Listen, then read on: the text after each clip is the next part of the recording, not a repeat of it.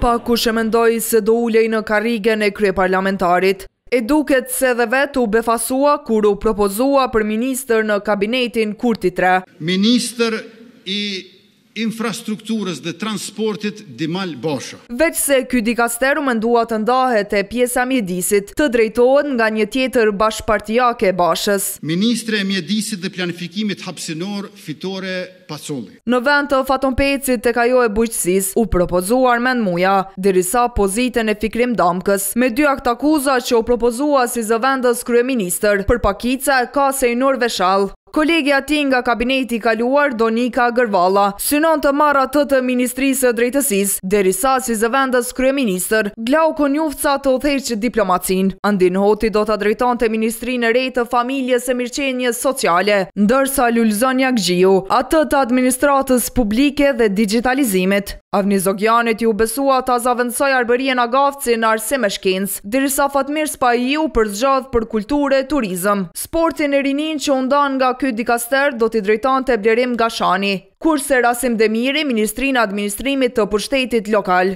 Mimoza Kusari Lila do ta linte legjislativin e do shkonte tek Tregtia, pozitë që më parë mbajti Rozeta Hajdari. Nëna Drashiqi, që është i vetmi serb në listë, do të vazhdonte si i pari për komunitete e kthim. Në postet e pandryshuara mbeten Hekuran Murati në financa, Xhelal Sfeshla në punë të brendshme, Ejup Maqedonci në mbrojtje, Arben Vitia në shëndetësi dhe Artane Rizvanolli në energji. Këta e përmbushin numrin e 20 ministrive, që është 5 më shumë se në mandatin e kaluar.